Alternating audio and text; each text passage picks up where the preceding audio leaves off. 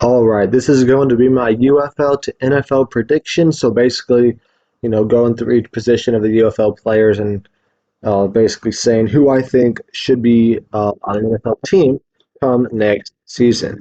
I also will be doing my UFL championship recap during this video. So if you're not interested in that, I'll put a title card on the screen and in the description, so you can just fast forward ahead of that to get to the video of the UFL to NFL predictions. But starting with the UFL championship recap, we had the Birmingham Stallions take down the San Antonio Brahmas 25-0. Not exactly a close game. The Stallions had 308 yards to the Brahmas 207. They had 210 rushing yards, so only 98 passing yards in this game.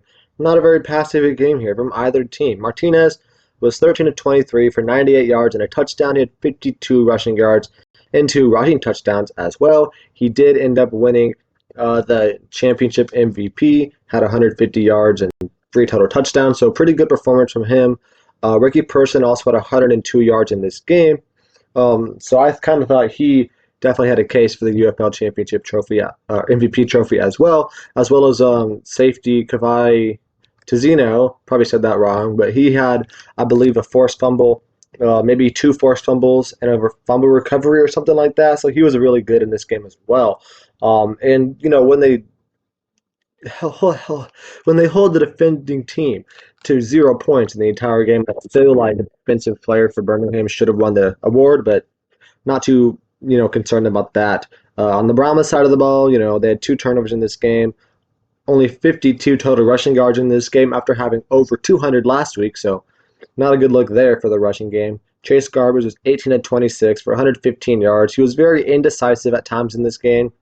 Made some boneheaded decisions, like sliding, about a yard short of the third down or the first down when it was third down, and he very clearly could have made it to a first down. There was nobody, coming to tackle him. He definitely could have dove forward or just ran a couple extra yards and ended up getting an easy first down. But you know, he did not have his best game in this game. Quentin Dormady came in the last drive, had about 58 yards, almost got him a touchdown, but ended up, not. Anthony McFarland did have 70 yards in this game, and Calvin Turner had 49 yards and a touchdown. Not a touchdown, sorry, just 49 yards and 1 lost fumble. So in this game, the first quarter was not a good quarter. Started out with 4 points, ended 0-0 at the end of the first quarter. Second quarter was a few more points, then a fumble from Marlon Williams recovered by Jordan Williams of San Antonio, and then another punt. And then finally, our first touchdown of the game came with like 2 minutes left in this first half, with Birmingham, having an 8-yard touchdown pass from Adrian Martinez to Gary Jennings after Ricky Person had a 44-yard run to open up that drive. They ended up making the 2-point conversion, and it was then 8-0 at halftime. Second half starts. Adrian Martinez comes out with a touchdown of his own, 11-yard rushing touchdown, another 2-point conversion. Jonte Kirkland fumbles the ball next possession. He was holding the ball in his inside arm, and then Kavai Tizino actually ended up punching it out and recovering that fumble. So Kirkland had 2 of those instances in this game where he held the ball in his inside arm when he should have had it in his outside arm, and he probably would not have fumbled. But not the greatest game from him. Next possession, Adrian Martinez had a QB sneak from the 1-yard line.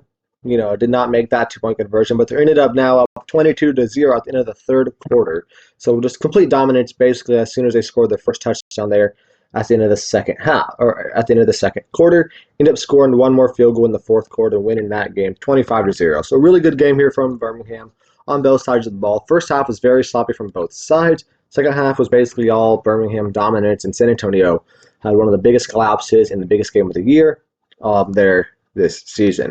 Looking at the numbers here, for the attendance of this game, there was about 27,000, which is a pretty good number. I would have liked to see it a little bit higher, considering St. Louis was averaging 35,000 during their home games, but obviously this is not a home St. Louis game, so you would not expect as many St. Louis fans to come out and support, these 2 random teams. Looking at the TV viewership, there was about 1.6 million at this game that watched this game. I was one of them. I would have liked to see it, a little closer to 2 million, but this is definitely a very good a mark here for the first league. So now I'm going to get started on to the UFL to NFL parts. I'm going to pause the video real quick. All right, so now we're going to be here on my player rankings here and kind of talking over what these colors mean. So the green is mostly who I think it should absolutely 100% be in the NFL after this season. Yellow is guys who I feel like definitely are NFL caliber players and maybe not make a 53-man roster, but probably should make the 70-man roster, counting the 16-player practice squad and the one emergency quarterback that they get extra. And the red guys, I feel like, are going to be most of the guys that are certainly going to be in contention, but I don't think we'll end up making an NFL roster, maybe not even a training camp roster at that. But overall for this, AJ Martinez 100% should be an NFL quarterback next year. He could probably be in the starting quarterback competition between, like Denver, Minnesota, and New England. Those quarterback rooms are awful. He definitely could have a chance to be in contention there. Louis Perez, AJ McCarron, Chase Garbers, and Bryce Perkins, I feel like are guys that definitely could be a QB2 in some places, QB3 in a lot of places, which is at least good enough to be a practice squad / emergency third string quarterback for most of these teams. And the red guys here, Jordan Teamu, EJ Perry, Matt Corral, Reed Sennett, and Danny Etling are guys that I feel like could very well be a training camp quarterback, probably the fourth string guy, not be, a third string emergency quarterback, but certainly could be, one of those extra quarterbacks on the practice squad. I'm looking at the running backs over here. Guys like Jacob Sailors, Anthony McFarland, Ricky Person, and John Lovett are 100% guys who I think should be on an NFL roster. They're definitely guys I feel like are top 2 to 3 running back on most teams in the league, which is certainly enough to be on the 53-man roster. These guys have been amazing all season long. All 4 of these guys have really good dual threat potential, be that running the ball and receiving the ball.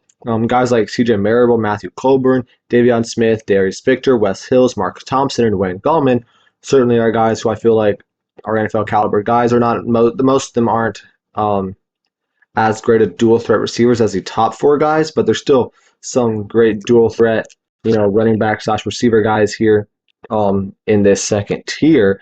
And I think all of them are certainly probably top 4 running backs on most teams in the NFL, which is good enough to very least be, a training camp running back. And then guys like Cameron Harris, Mateo Durant, Morgan Ellison, TJ Pledger, and Larry Roundtree are guys that I feel like, again, certainly are NFL caliber talents. They would not necessarily make a 53-man roster, but certainly good enough to be in contention for a training camp or a practice squad spot. Wide receivers here, you got guys like Hakeem Butler and Jontre Kirkland, who I 100% think are NFL talents here.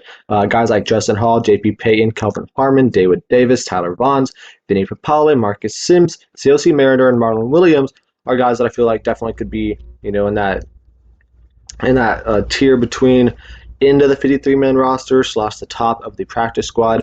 And then other guys down here like Deion Kane, Ty Scott, Jonathan Adams, Marcel Aitman, Ja'Cour Pearson, and Marquez Stevenson are guys that I feel like maybe could be a practice squad player, but might not make the cut right there. And then a guy like Chris Rowland, for his receiving ability alone, I don't think he's an NFL talent quite yet. He's in the same tier as these other guys, but because he's such a great returner, or at least was here, in the UFL this season, I feel like he definitely should be on an NFL roster spot, at very least being a kick returner / punt returner.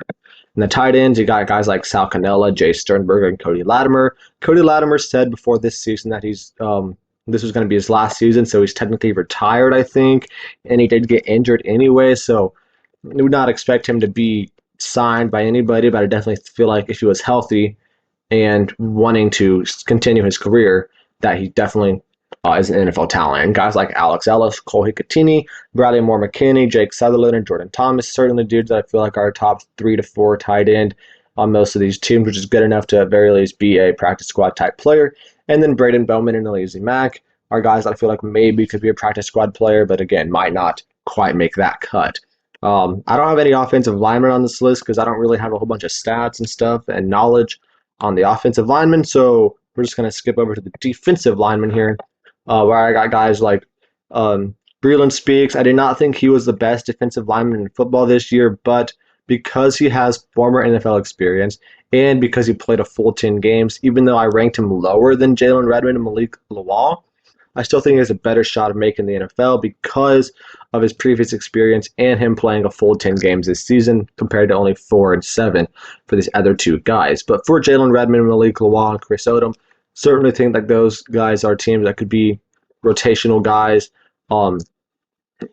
After a couple injuries or so to some defensive linemen, these guys will be the next guys up here to be a rotational piece on a lot of these teams in the NFL. And guys like Malik Fisher, TJ Green, Derek Roberson, Travis Feeney, and Carlos Davis, I feel like are guys that might be on a practice squad type player, but not necessarily guys that you'd really want to be on your 53-man roster.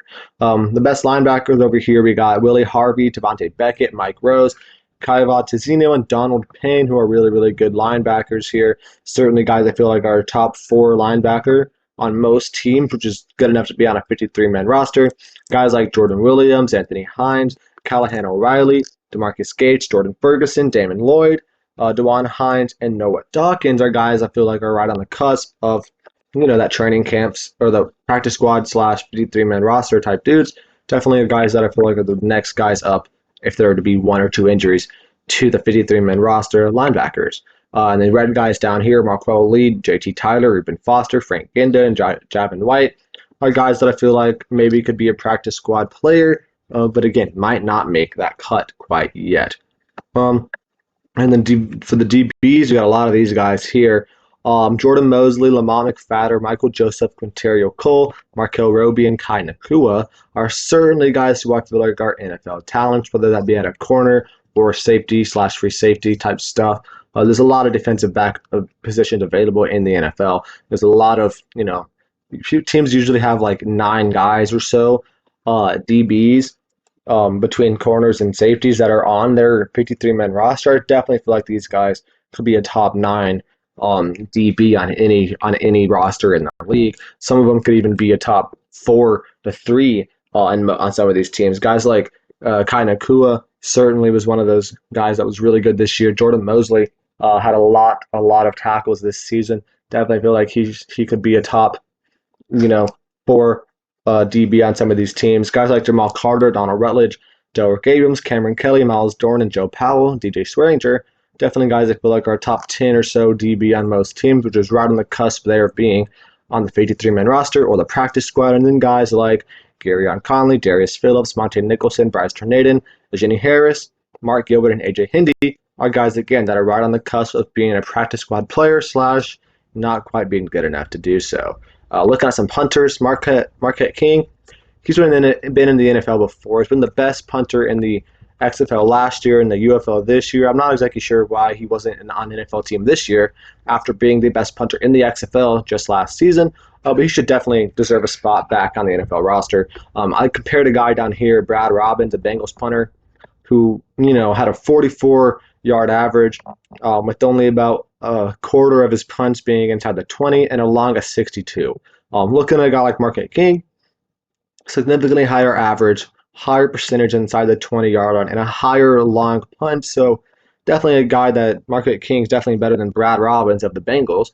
A guy like Brad Wing, another really good punter that I feel like should be considered for an NFL spot. And these other guys down here are guys that maybe could be, emergency backup punter if someone's punter goes down. These guys are going to be some of the guys that that might get a call this season. And some kickers, obviously Jake Bates. He's already been signed to the Detroit Lions. Official signings of UFL players can start today. So yeah, he's already officially been signed, I believe. And other guys like Andre Smith and JJ Molson are guys that certainly feel like should get some looks. And a guy like Matt Coughlin is a guy that, again, might be getting a call if a kicker were to get injured or something. He was really good this season, completed 94% of his kicks, 16 to 17, really good. And looking at this thing down here, Chad Ryland, not the best kicker, 16 to 25, only 64% of his field goals made last season with a long of 56. All 4 of these guys above here, above Matt Coughlin, are certainly better than Chad Ryland was. And last year in the NFL, there's only 5 total 60-plus yard kicks made in 2023. This season, we had in the UFL, Jake Bates, Andre Smith, and JJ Molson, all 3 kicked above a 60-plus yard field goal this season. So definitely shows that they are an NFL talent. Are an NFL talent kicker. So, yeah, those are my predictions and who I think should be going from the UFL to the NFL this season. So that's going to be it for that video. Thank you for watching. Make sure to check back later. I will have a lot more UFL videos and a lot of NBA videos coming up as well if you're interested in that.